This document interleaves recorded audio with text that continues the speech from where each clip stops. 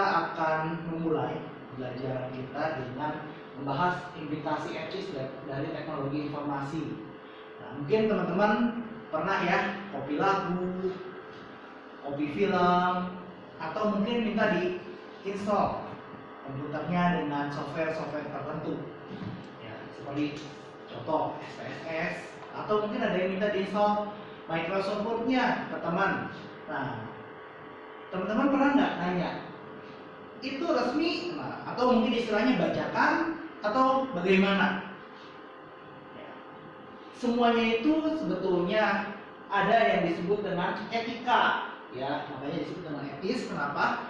Karena kita butuh etika dalam melakukan segala sesuatu yang berkaitan dengan teknologi informasi. Karena begitu mudah, kita beli CD, kita bisa copy, kita simpan di mobil dalam bentuk USB, kita simpan di rumah dalam bentuk USB, atau mungkin kita copy berapa banyak lagi dan kita jual.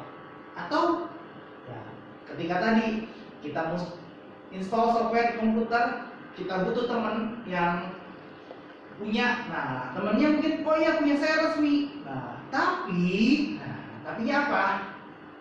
Ketika software resmi ini license-nya cuma satu dan itu di copy atau diinstal pada komputer-komputer yang lain,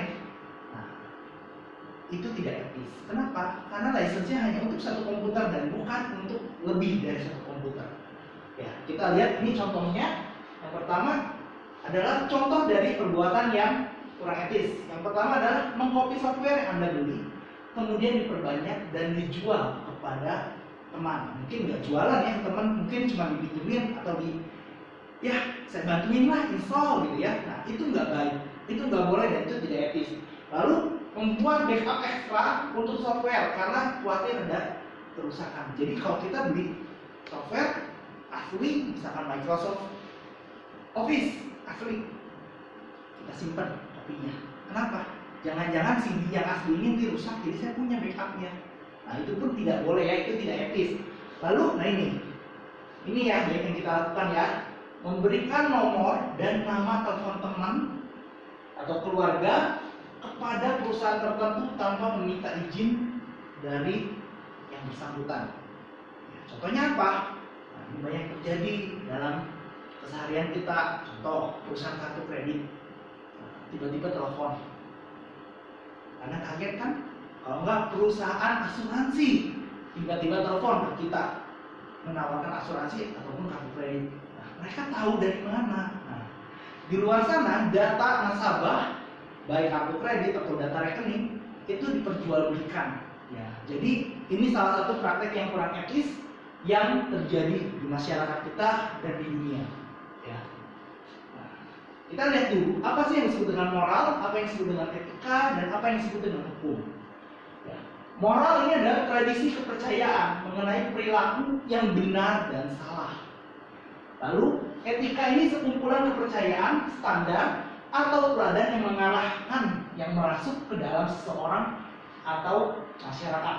Jadi kalau kita ngerasa, waduh, ini salah ya, ini benar ya, oh nggak apa-apa, oh nggak boleh. Nah ini masalahnya apa? Etika seseorang. Ya kalau moral ini aturan yang ada di masyarakat. Kalau ini ada di mana? Ada di dalam diri kita. Kita percaya enggak gitu? Itu benar atau itu salah? Ya. Nah berikutnya hukum. Hukum ini adalah peraturan perilaku formal yang ditetapkan oleh otoritas yang berwenang seperti pemerintah terhadap warga negaranya. Nah, hukum ini memaksa. Jadi hukum ini nggak bilang baiknya benar ya atau baiknya salah ya, enggak. Tapi memaksa. Kalau kata dia benar ya benar. Kalau kata dia salah ya kita salah, kita melanggar. Yaitu hukum. Nah, berikutnya ada yang disebut dengan etika komputer. Etika komputer ini adalah panduan ya bagaimana para profesional di bidang IT ini memiliki tanggung jawab. Ya. Yang pertama, bertindak berdasarkan kejujuran. Nah, jadi contoh IP-nya bank. Ya. IP bank sebetulnya bisa ya pindahin tambahin 01 gitu ya dari rekening pribadinya, atau dia mungkin merubah rekening orang lain, atau dia membulatkan rekening orang lain, bisa nggak? Bisa. Tapi nah, dia tidak boleh melakukan itu. Lalu berikutnya lagi adalah meningkatkan kompetensi diri. Nah, bagaimana kita meningkatkan kemampuan, keahlian yang dimiliki oleh pribadi kita. Lalu menerapkan standar tinggi bagi kinerja personal, jadi dia menerapkan sebuah standar untuk pribadi, tapi dia menerapkan suatu standar yang bagus, yang baik, supaya apa? Supaya dia bisa memberikan pelayanan yang terbaik. Ya. Lalu ini pekerjaan yang dapat dipertanggungjawabkan jadi sama dengan yang poin 3, akibatnya ada di poin 4, dan meningkatkan kesejahteraan, kesehatan, serta privasi. Itu etika dari para profesional di bidang IT. Nah, ini bagaimana kita menerapkan budaya etika. Nah, ini pertama dari nilai-nilai perusahaan yang lalu masuk dalam aktivitas sehari-hari dalam perusahaan itu, sehingga budaya ini bisa dijalankan, budaya ini dapat merasuk pada jiwa masing-masing karyawannya dan menerapkan kode etik perusahaan. Jadi ini menurun dari kredit perusahaan, turun dalam program etika, masuk ke dalam yang namanya kode etik perusahaan. Nah, berikutnya apa yang disebut dengan etika komputer? Nah, etika komputer ini adalah analisis sifat dan dampak sosial teknologi komputer, serta perumusan dan justifikasi dari kebijakan yang terkait untuk penggunaan teknologi secara etis.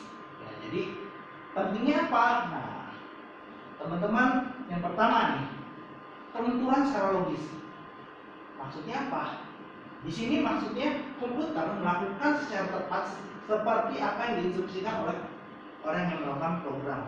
Ya, jadi logikanya masuk akal. Jadi komputer itu akan mengikuti apa yang diprogramkan. Nah, untuk mengetahui apa yang diprogramkan, nah, programmer ini harus punya kelenturan secara logis, harus bisa memberikan nalarnya, sehingga dalam melakukan programming dia bisa memberikan suatu programming yang baik. Lalu ada faktor transformasi. Di sini komputer dapat mengubah cara kita mengerjakan sesuatu dengan cara drastis. Ya. Dulu ketika tahun 80-an belum ada komputer, ya belum masyarakat seperti sekarang, orang pakai mesin tik. Nah, dimana kalau salah itu kita harus tik X, kalau nggak ganti kertasnya. Nah, tapi karena sekarang udah ada komputer, lebih gampang. Nah, harusnya gimana? Harusnya penggunaan kertas berkurang. Tapi karena ini, ya, sesuatu secara drastis, gampang.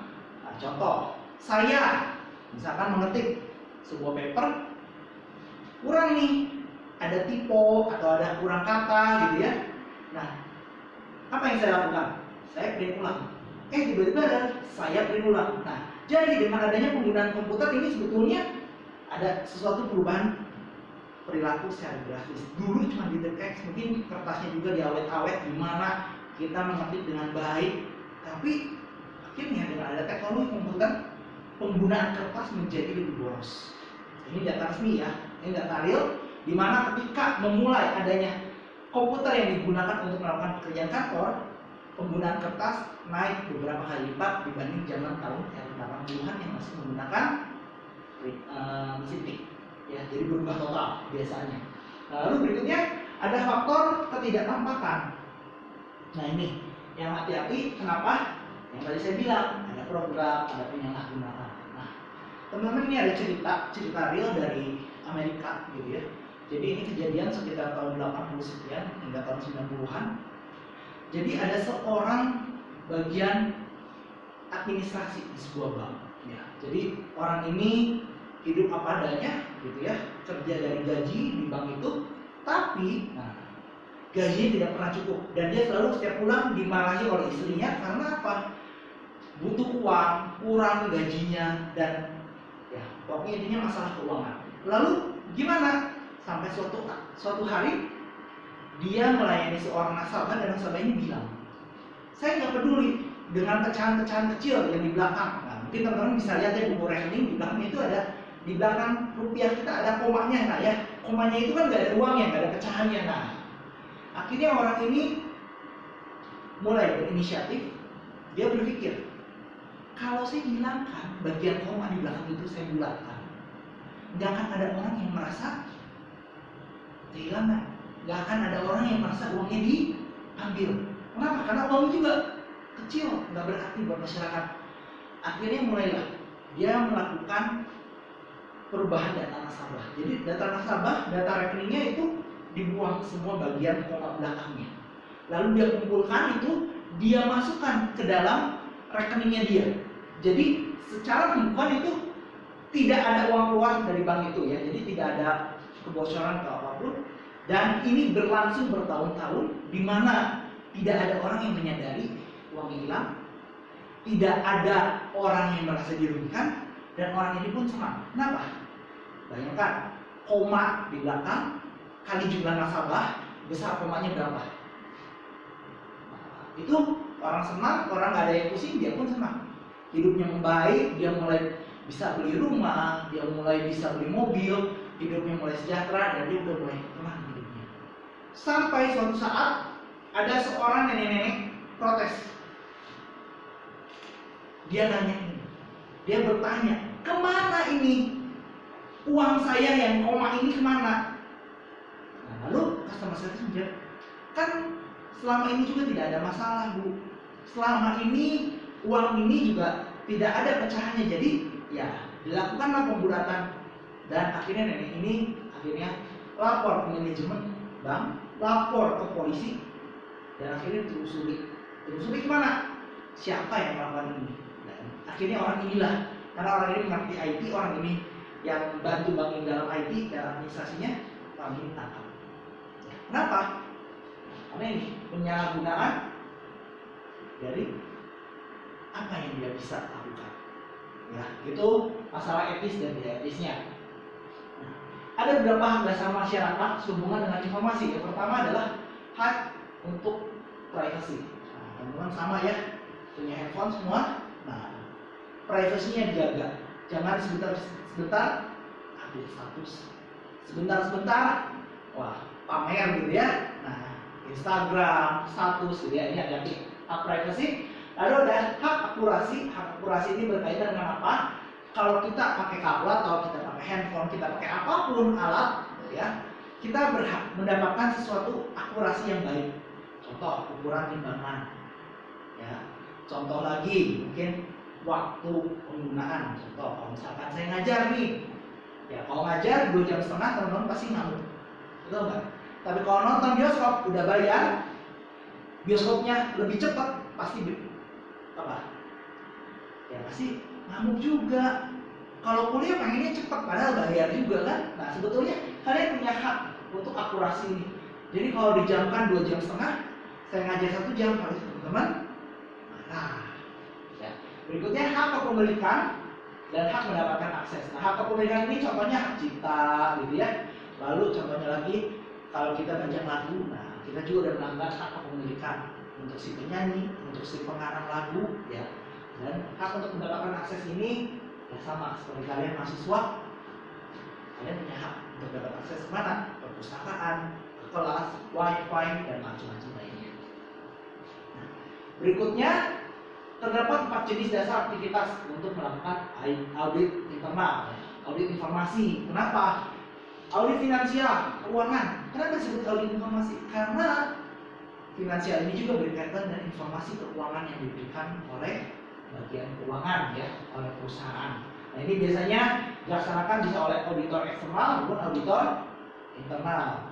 Lalu audit operasional ini memvalidasi efektivitas prosedur dengan dan meliputi 3 fitur sistem dasar. Yang pertama kecukupan pengendalian, efisiensi, kepatuhan dengan kebijakan perusahaan. Nah ini operasinya menyimpang, operasinya sesuai dengan SOP atau bagaimana gitu ya, seperti itu. Lalu ada disebut dengan audit berkelanjutan. Ya, ini sama dengan audit operasional yang tadi gitu ya, kita lihat. Nah, tapi ini terus berulang secara periodik. Kenapa? Supaya bisa menjamin kualitas, supaya bisa menjamin mutu dari operasional perusahaan tersebut. Dan ada juga desain sistem pengendaliannya seperti apa. Ya, jadi untuk apa desain sistem pengendalian? Untuk dapat mengendalikan. Ya. Nah, berikutnya kode etik dan perilaku profesional. Ini yang dari ACM ya. Ini membagi atau membentuk kode etik menjadi 4 bagian. Yang pertama adalah keharusan moral umum. Ya, jadi mengenai hak milik, hak cipta, privasi. Nah, ini moral umum maksudnya.